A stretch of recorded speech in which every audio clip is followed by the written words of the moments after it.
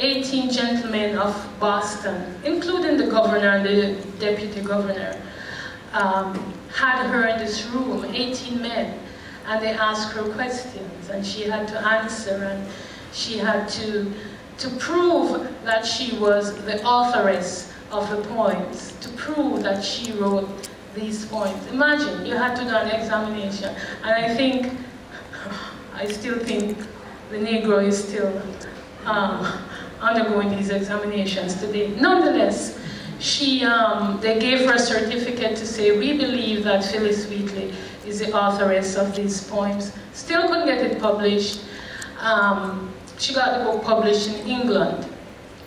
And so at the age of 17, this slave girl became famous on both sides of the Atlantic, was reviewed in all of the major newspapers and magazines on both sides, became this celebrated poetess, and she was still a slave woman.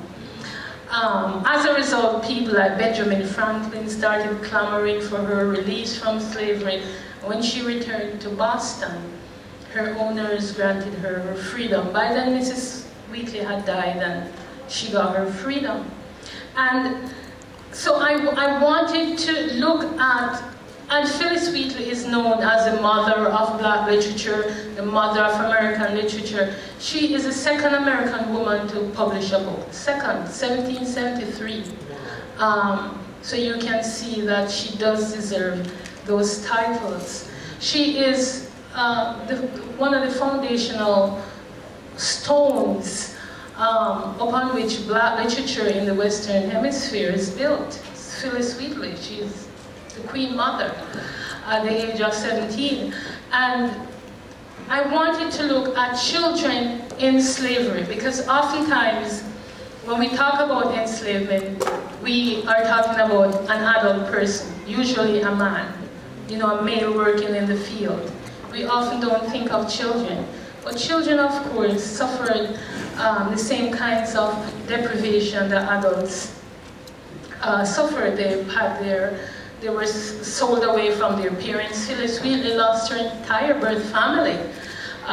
They were starved, they were beaten, they were abused in the same way that adults were. And in many ways, it probably was more pernicious because they were children.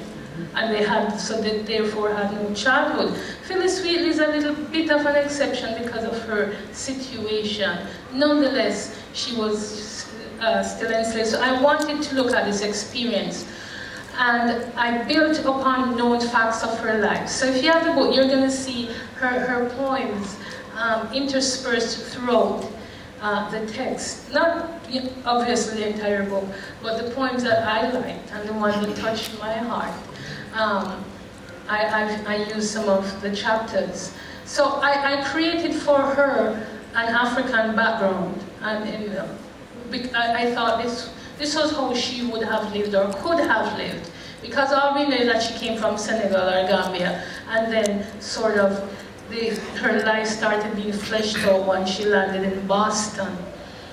So I created a background for her, and I made her literate in Africa. And I suspect Phillis Wheatley was literate when she came to America. I suspect she was literate in Arabic. I suspect because she came from an Islamically oriented region where at her age she would have been reading and writing the Arabic language and reading the Quran. The way how she had this facility with languages tells me that she was not a tabula rasa. She was not a blank slate. She came, and all of the enslaved people came with a culture and a civilization in their head. We know that. So I gave her this background, I gave her parents, I gave her sisters, brothers, aunts, an entire community, and also a story of how she was captured. I ended the story with her triumphing.